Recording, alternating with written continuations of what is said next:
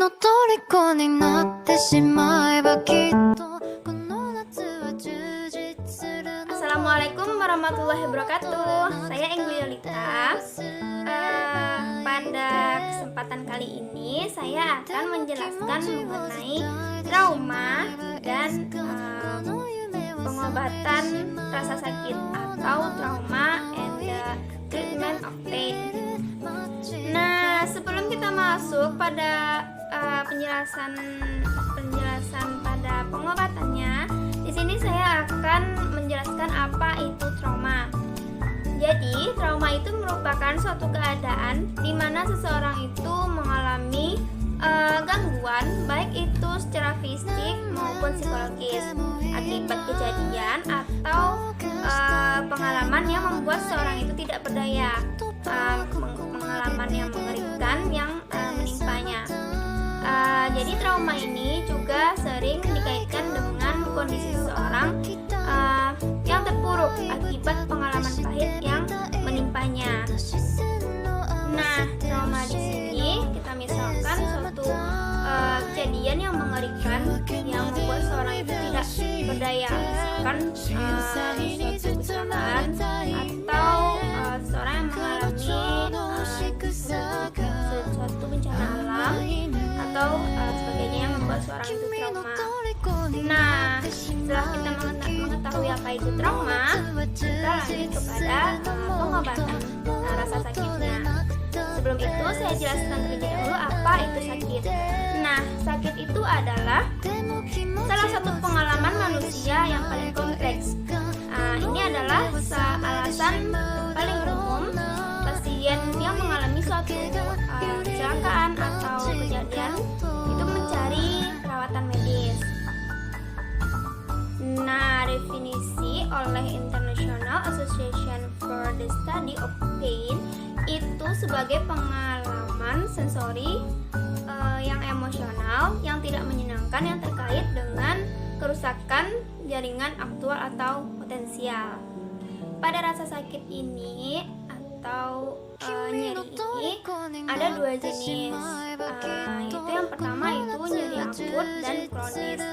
Nah, di antara dua ini kita dapat membedakannya, dan di antara perbedaan itu antara nyeri akut dan kronis ini memiliki implikasi terapeutik yang penting.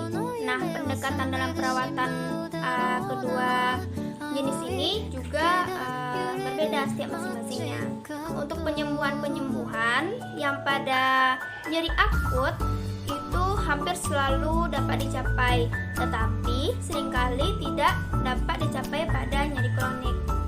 Nah, tujuan dalam pengobatan nyeri kronis ini adalah untuk meningkatkan fungsionalitas, misalnya meningkatkan aktivitas kehidupan sehari-hari.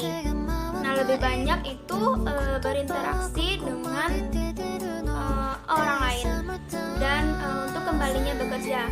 Nah, nyeri akut dapat menyebabkan kecemasan, sedangkan nyeri kronis itu sering dikaitkan dengan depresi. Pada nyeri kronis ini kita dapat memakai beberapa pendekatan untuk pengobatannya. Yang pertama itu kita bisa dapat memakai pendekatan psikodinamik. Nah, pada pendekatan psikodinamik ini menekankan pada etiologi psikologis dari nyeri tersebut.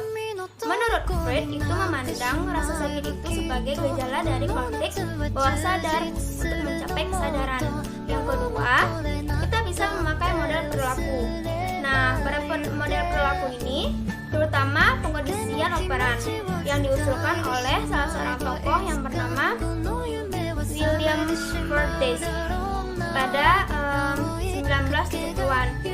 Nah, beliau ini mengusulkan bahwa ekspresi perilaku dari nyeri itu adalah hasil dari penguatan positif dan negatif dari lingkungan pasien. Nah, seperti penguatan sosial dari keluarga dan teman, pengobatan dari dokter, insentif keuangan dan penginderaan juga dalam model perilaku ini.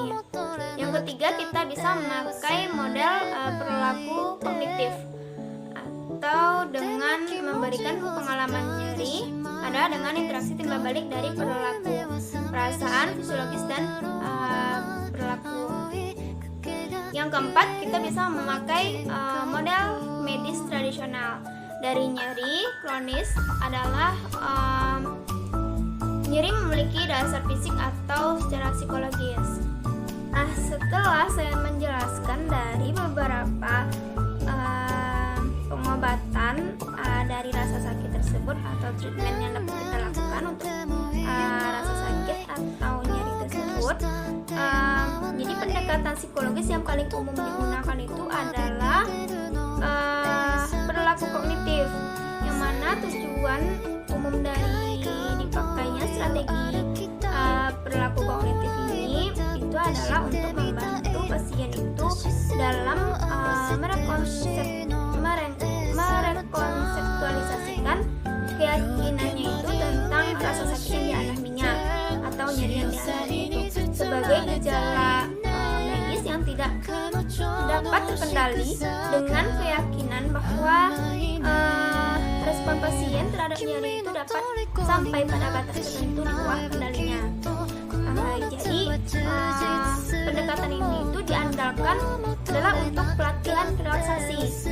Andalan pada pendekatan ini itu adalah pelatihan relaksasi yang mana itu dapat membantu pasien itu mengalihkan fokus mereka itu dari rasa sakit yang dialaminya atau rasa nyeri yang dialaminya, dan mengurangi aktivitas otonom dan meningkatkan rasa kontrolnya.